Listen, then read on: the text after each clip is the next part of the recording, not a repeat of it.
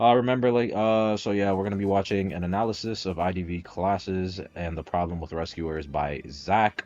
Let's get them to like, I don't know, let's get them to like a nice, like, calm 500 subs because this video did recently decently well, 1.5K views. So it's a good discussion video, I would assume. So yeah, remember, chat, be respectful. We're here to discuss, nothing crazy. You know the drill already. Mods beyond shit if you see shit. So yeah. All right, let's go. Hello everyone. I don't normally record things like this, videos like this, because normally I find it difficult to say what I want to say on a camera, or I guess microphone, but Mm-hmm. I felt quite passionate about this Audio's topic good. as I was thinking about it, after playing a bunch of Survivor games and playing a bunch of Hunter games. Let me just introduce myself quickly because I don't really post IDV content on this channel anymore. Hello, my name is Zach. I am Welcome. a former top hunter. I Ooh. am a S badge full scored. I'm an S badge feaster. I used to be an A Mm-hmm. badge geisha. I used to be an A badge night watch. I used to be an A badge fucking I don't know Lucino. I used to be an A badge Lucino. So Point bro's been is, around the I'm block. a Hydra hunter. I'm a high tier player. And I think I understand the game pretty well from a balanced perspective. My view on the meta isn't exactly I would say pinpoint nowadays. A lot of it is very biased considering the hunters I play. Um, Mm-hmm. but one thing that I kind of wanted to talk about is kind of a balanced philosophy that I think is shared with quite a lot of other games, but especially IdentityV.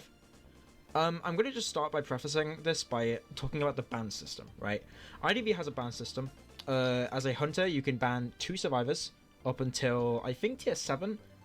Oh no, sorry, no. You can ban 2 survivors from tier 5. That's how they changed it. You Mm-hmm. can ban 2 survivors from tier 5, and then survivors can ban 1 hunter, and then 2 hunters from I believe tier 7. Damn. Um, Forward stun out of that is all well and nowhere. good, right? Ban systems are great. They allow you to counter certain niches that you don't want in your game, right? That is the point of a ban system. You want to ban a survivor, or a hunter rather, or either one really, to prevent a specific niche Purpose of bans is to prevent something specific. This is why every survivor has a unique role that they fill, which I'll talk from about. happening in your game that your hunter or survivor struggles to deal with, right? Uh-huh. So, for example, if you want to ban priestess, you want to stop a priestess from abusing the bridge on Moonlit, or stopping them from abusing the bridge, the buildings on Eversleeping, right? Yeah. Or, for example, you want to ban Seer because you don't want your first chase to be more than 60 seconds, ideally, and you Mm-hmm. want to prevent a strong rescue. For example, if you're like a Poland, you want to stop a rescue happening from 2 spikes. Um, because they can get out, things like that, right? You ban survivors so that specific niches are being countered, right? And Type for the shit. most part, this works well, right? Take, for example, characters like harassers, right? Like Antiquarian, Batter, Forward, Wildling, and Cowboy are the ones that come to mind, right? Every single one of them fills a different kind of niche that Damn. I promise I'll get onto Rescuers because I know the titles about it, but Double all of hit? them fulfill a different niche, right? Antiquarian is strong in tight areas, and she's countered by hunters. Oh, she counters hunters with bad hitboxes, right? And she Mm-hmm. counters hunters without ways to reliably get to them in the open. For example, she destroys Fool's Gold because Fool's Gold has no way to really get to her, and she can really reliably just waste a lot of time. Batter is a different than Antiquarian in the fact that he doesn't need walls, but at the same time that he can't really stun lock people. He's also a weaker cutter on his own and has lower decoding, right? So these characters trade one thing for another, and then when you Yeah. ban one of them, then you're preventing a certain niche from happening that the other can't fill, right? Forward in a way combines both of them, but also has much weaker decode, and then also has much less resources than the other two, right? Like Mm-hmm. Forward can get less stuns off than an Antiquarian can, or like a Batter has technically infinite unless the quicker balls get broken.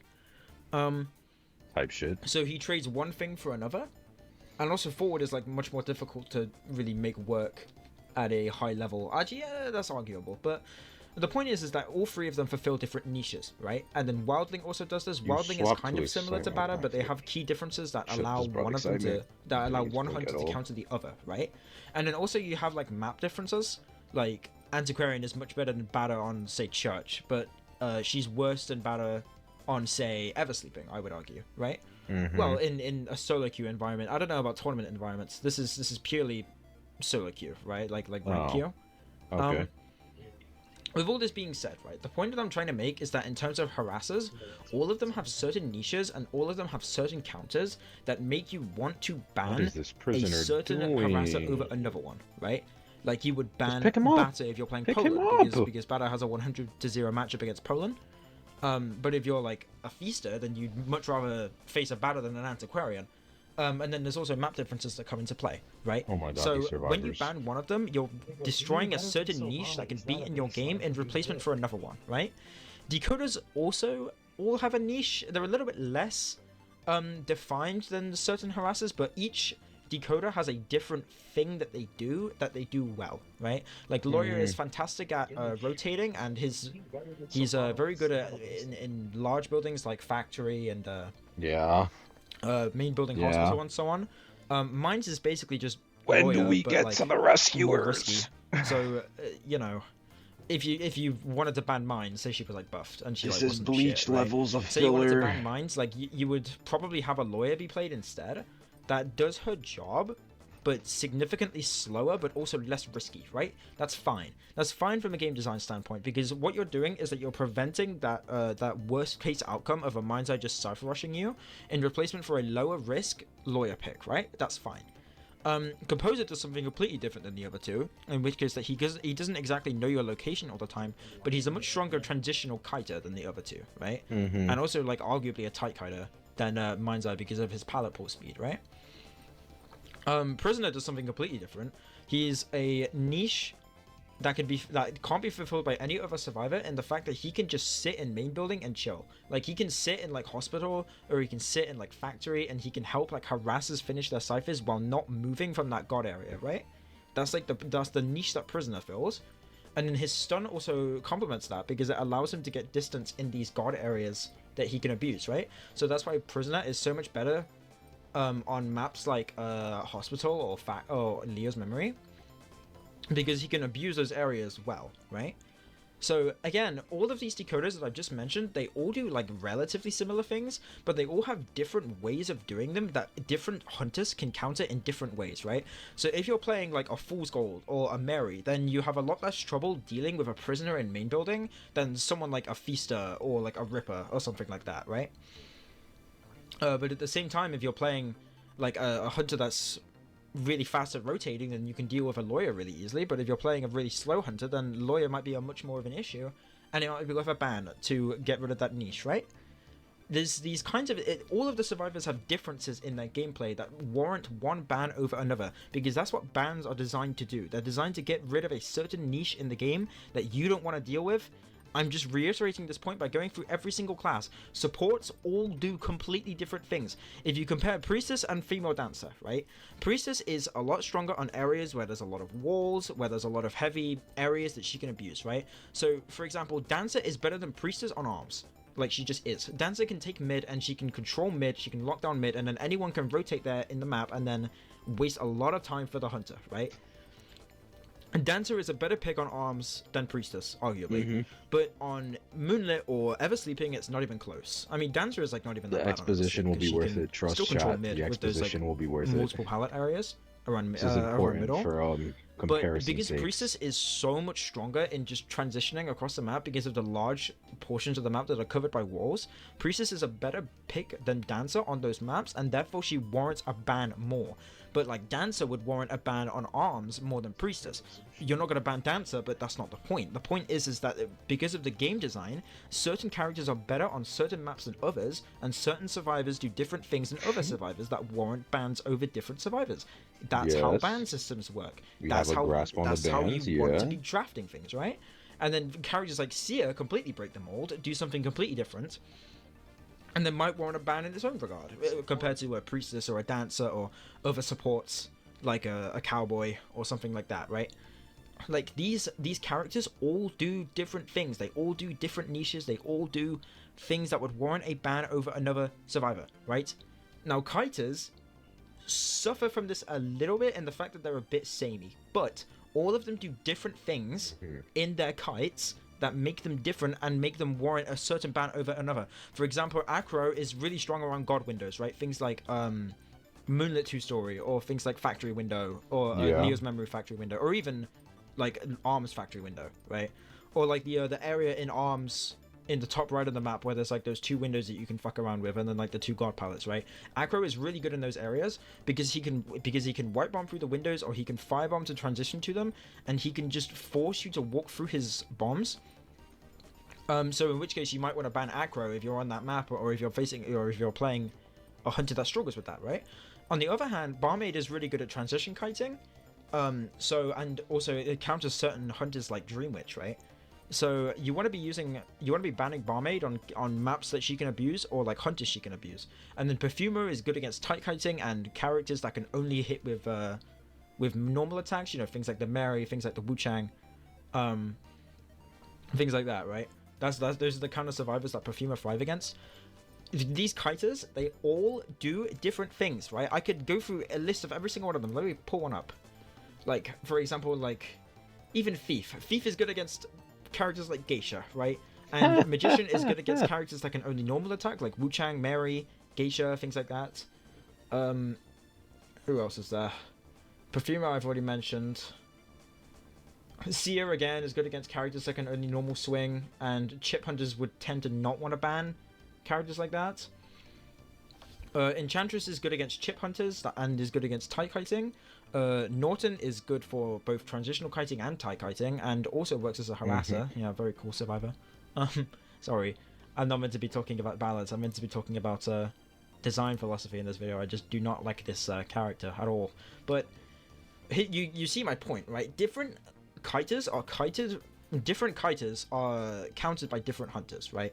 With the way they're setting up, with the way they spent over half of the video to set this up, I feel like the argument is going to be you don't ban any other rescuers that aren't mercenary because they all feel the same and they all play the exact same role. And there's no specific niche that you would ban any other rescuer that isn't mercenary, with the off chance of officer, and that's only in tourney. So let's just see how let's see how good is my foresight. And different hunters counter different kiters, and then different maps are better for different kiters. They all fulfill a niche. They are all good in certain areas. They're all good against certain hunters. They're all good on certain maps, and therefore you would always warrant a ban over one over the other in a certain situation, right? With all that being said, we move on to rescuers, right? Thank you. We have like the primary ones are mercenary, first officer, gravekeeper, and like sort of journalist. Damn, terror shock. Right, and then Kawad doesn't count. Kawad is not a fucking rescuer. She's a Kaya, right? Real shit, talk your shit. And take a look at all of these survivors, right? A journalist breaks the mold a little bit, but in terms of mercenary, first officer, and gravekeeper, they all do literally the same. For the most part, these survivors are literally the same thing. They have very slight differences. They have very slight gameplay differences, but their plan is always the exact same. So Pearl, what was that? Isn't that the point? Same thing. They all walk towards. Isn't the that chair. literally the They point? The all plan is to get to the chair uninjured without taking a million hits beforehand. Yeah, that would be the point, which is why I'm like, okay, sure. Rescue with the 3 hit states that they have, right? Because all of them have 3 hit states. Like Mercenary can tank 2 inches of damage. First officer can tank as many as he wants for 5 seconds, and Gravekeeper can tank 6 as long as you don't jump out of shovel, right? Merc can tank 4, but then also he can't get downed unless he takes 5. But he traced that for mobility, right? And you know, you might look at like these survivors and think like, oh, they have differences between them. They have different things that they're doing when they're rescuing, but not really. Like all of them do the exact same thing. Like if you ban a mercenary.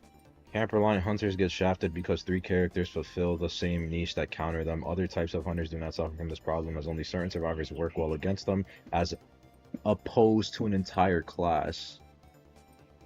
You just pick first officer. If you ban first officer, you just so they want the rescuers to be so different from each other that you can single each one out as hunter and ban the one you hate the most. Yeah, that's kind of what I'm getting from this, because then you just get into a case where you have journalist and coordinator. But that's literally the same thing. If you And Disciple doesn't ban first officer. Disciple would ban like Gravekeeper, even Cop. Yeah, well, moreover mercenary, right? Like, They're well, not all the same. All of them are like they they're very different if you look at it from a rescuing perspective. but it's like when you like obviously like the process of rescuing, yeah, it's gonna be the same because the goal is get to chair without getting stuffed and get out without getting double hit. The plan is gonna be the same, but how you go about that plan is what differentiates the rescuers. Like a mercenary, if a hunter cuts him off, that motherfucker just baits a swing once and then elbow pads right past. Now the hunter's playing catch up. Gravekeeper just Yep. immediately enters in shovel and then he moves faster and then gets the chair, regard not giving two shits if he gets hit. Officer, if the hunter cuts you off, you gotta pop watch and you gotta do zigzags, you gotta mind game a little bit, you gotta go every which way all around, you know, the four corners all over the fucking place. A journalist is And kind of weird because it's like you have three fucking kids that can just eat a hit for you, but they're all gonna be the same in the end. The plan is always the same. It's yeah. never going to be different. You're always going to get to the chair before half and not get stopped. Like Yeah. that's Like the plan is never gonna derive. There's never gonna be a situation where you're gonna want to get to the chair after half unless you're already predetermined rescuing after half. Both mercenary and first officer, Yeah. you pick Gravekeeper. Like their entire Like, kit is and if built you- for getting to the chair. That's the point. Yeah. If you somehow ban all three of them, then you just pick journalist, right? Like, all four of them do the exact same thing in different ways, and it breaks the mold of the game in a way that you can't really ban to counter rescuers. Like, rescuers are meant to be a niche on their own, right? They're meant to be something that no other survivor can really reliably do. Of course, like, other survivors are like decent at it, right? Like Patient and so on and so forth, right? Like Patient's a pretty good rescuer. Acro is okay if you get your firebomb to connect. Perfume is fine, things like that, right? But all of them both have limited resources, and also they're better in kites, and then also they are all predictable in the way that they do things, right? But Mercenary, First Officer, and Gravekeeper, they all do the exact same thing in the case that if you ban two of them, you just pick another. And I think that is the inherent problem with the Rescuer class, right? All of them have the exact same gameplay loop. They all try to prevent you from hitting them or block them from hitting you, and then they go in and they rescue, and the point of them is that they're meant to be like a really bad chase by the start of the game because, like, good luck chasing a mercenary, or First Officer just wastes 30 seconds by existing, or Gravekeeper can block 2 hits, right? And then Journalist can, like, I don't even know how her ability works in terms of recharge, but like she blocks like a number of hits if you play it right? And then also gets like a speed boost and doesn't give presence. Like, the point of these characters is that they're bad chases at the start of the game, and then you don't want to chase them, and then they end up rescuing, but they trade that for slower decoding, right? That's it. All 4 of them do the same thing, and that's what I think is the issue. All of these other classes, all the different characters have different niches and different things that they're good at, and like Mercenary, First Officer, Gravekeeper, and sort of Journalists, they all do the same thing. They have very slight niches in between them, but that's mostly just down to balancing and not down to character design, right? So like, how would one make a rescuer that feels different? Like, what would you do to the rescuer? Like, would you make it that the a rescuer only has the ability when they're gonna go rescue? Like, is that it?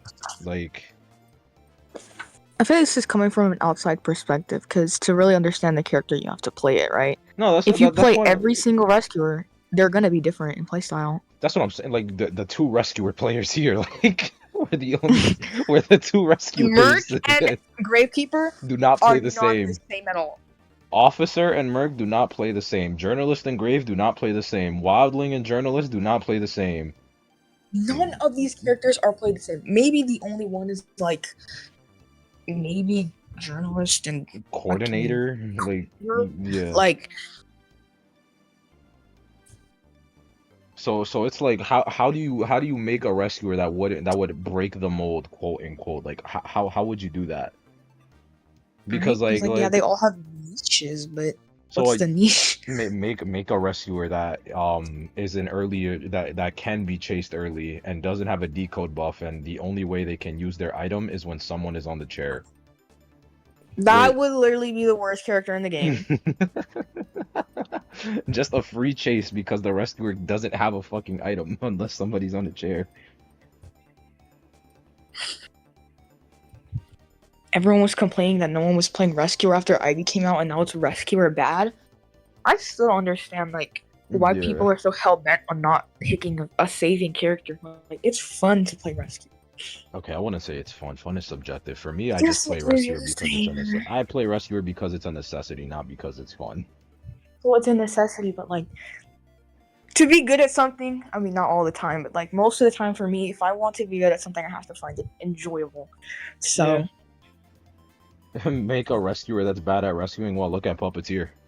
Like Mercenary is the best well, rescuer conceptually. I wouldn't say He has the best. role. No, he has the role. He's literally like a What? subclass rescue. Yeah, Why? his subclass is rescue. His subclass is literally rescue. But that's not because he's like well designed or like he's A designed rescuer in a that feels way. different Like it's just because a his weird thing ability to happens say. to combine well with the meta that's just like there. Like it's a balancing issue. It's not a design philosophy thing. It's balancing, and it's bad. It's because you don't want your character's niches to be defined by how strong they are in the meta, right? In a perfect world, That is literally the current metagame that we're in, though.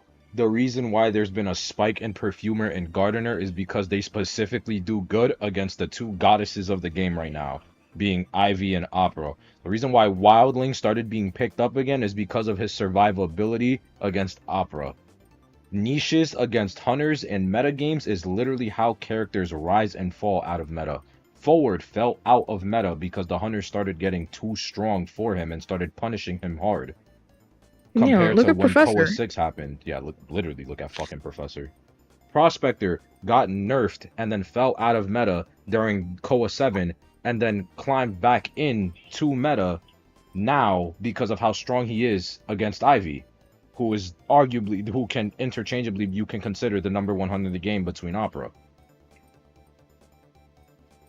you ban the survivors that counter your hunter, right? Like in a perfect world, Joseph will be banning Doctor every game, or Poland will be banning Batter every game, or Why the fuck would you be banning Batter as a wheel?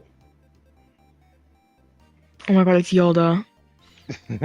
whatever other hard counters there are. Like Mary would be Mary would be banning Perfumer every game, right? Right. But that's not the case because we're stuck banning these meta survivors because they just have a better niche than other people in the same class. And of course, like characters like Seer, I think are a whole can of worms on their own in terms of solo queue balancing. I'm not speaking in terms of tournament, by the way. Like I am not educated in tournament play. This is all for solo queue and rank purposes, and this is like high tier rank. Not tournament, which is a completely different game. Completely different game. Yeah. Like just game environment as a whole. But here's my kind of point that I want to make, right? And here's what I've been like ranting about for the past 15 minutes. If you ban Mercenary, then they pick First Officer. If you ban First Officer, they pick Mercenary. If they ban both of them, they pick Gravekeeper or Journalist. That's the ideal way to play Identity 5, and that's why I think Rescuers are badly designed, right? That's the kind of point that I want to make here. That's kind of what I wanted to rant about a little bit. And I think in games that have a ban system, all characters should have a different inherent role that cause them to get banned over another survivor, right? I could go into... What they do, though. Like, you don't want to pick a mercenary against a hermit. You don't want to pick an officer against a hermit. You don't want to pick an officer against an Anne. You don't want to pick a gravekeeper against an Ivy. You don't want to pick a wildling against a gamekeeper. Like, it's... They all have different niches. they Their all- niche isn't their kit, it's the hunter. What the Exactly. Like, that's the point of... Like, my issue with this now is that, like, assuming, like, again, keep it in rank, not in tourney setting, because they already said it. The whole point of a rescuer is just the fact that they are supposed to get to point A and out of point A and head to point B. They're supposed to go... They are literally meant to be in and out successfully. That is the point of a rescuer. Every rescuer should be able to do that in some way, which is why they all have different ways to go about it. However, their niche doesn't come for their kit like it does a perfumer or it does a prisoner or a patient, an acrobat, etc. Their niche comes from what hunters are relevant. That's why, as of now, for me, as of right now, Officer's the best rescuer in the game over Mercenary, just because he would outperform a Mercenary in a tournament setting. In a ranked setting, I'd give it to Mercenary because Mercenary just being able to eat 2 hits and still get the rescue off is broken beyond belief in rank. But that is just how rescuers are because their gameplay is meant to be surrounded around getting away from going to the hunter and then doing something that no other survivor should be able to do, and that is rescue a person on chair. That is the whole point of a rescuer. So when you are talking about niches, it's not that their niche doesn't come from their kiting. It's supposed to come from their ability to rescue against different hunters, which is why earlier, i.e., I mentioned you don't want an officer against an Ann because Ann throws a cat, hits the officer, and it doesn't matter whether the officer uses the watch or not because he can still be seen. You don't want a Gravekeeper against an Ivy because you hit 100 corrosion and the Gravekeeper gets forced out a shovel. You don't want a Wildling against a Gamekeeper because Gamekeeper hooks the Wildling off the board. Like, that's just how rescuers are. They are meant to go to the hunter, so their niches are going to surround the hunter, not their actual kiting ability. Into a lot more detail about it, but I don't want like, and they're supposed to be like they're the same because they're supposed to be at the chair like for only like what 6 seconds. A rescue should take like what 10 seconds. Pretty much. About like the the balance philosophy of like this fucking niche Chinese mobile game. But I suppose I just wanted to end on a note that I've kind of explained how all of the classes function in IDV, and how rescuers are just a inherently poorly designed role. I think the journalist is a step in the right direction in the fact that she's sort of unique in the way that she rescues. But it does still down. Every single rescuer is unique in the way that they rescue. It's literally just the game plan. Like the game plan is always the same. It's literally always get to the chair, don't get double hit, and get the rescue. That is always going to be the game plan with a rescuer. How they go about it is completely different. Every rescuer is unique in that sense. That is just fact. That is objectively true. Are you guys reacting to someone? Yes. Interesting. Carry on, my man. I thought you were at work. I am. Oh, you're on lunch. Right. You're on lunch now. I'm about to start lunch, but these fuckers are taking their fucking time. But no, yeah, like it'll like that's just objectively that's just the objective fact. Every rescuer plays uniquely. It's just the game plan of rescuers always the same. Just like the game plan of kiting is always the same. You are kiting to survive. How you go about the kiting with whatever character you picking differentiates. How you kite as a perfumer may be different from how you're kiting as an acrobat, for example, you know? What is this logic? Is this guy really saying that all rescuers are the same? Well, then by that means all harassers are the same. Practically speaking, yeah. Every hunter's the same. No, because the thing is that this guy talked about how the harassers were different. How Batter has like he can stall more, but he decodes slower, and Anti can like deco faster and has better kiting. No. By his logic, though, he's the same as Antiquarian. Thank you, because their goal at the end of the day is to keep someone alive. So now Enchantress and Batter are the same as Antiquarian. That's like, I don't know, that's such a weird argument to make that, like, oh, you ban one, you get the other. That's the whole point of it. There's like the least rescuers in the game. What do you want them to do? Make one that's super good and counters everything, and then you ban that one, and then they have to play the shitty Walmart version? Like, what do you mean? I'm lost. That was like you either get the Gucci version or you get like the Supreme. I don't know. The Supreme, yeah. You get the fucking shine version of Merc in your rank match. What do? You got Temu Mercenary in your matches.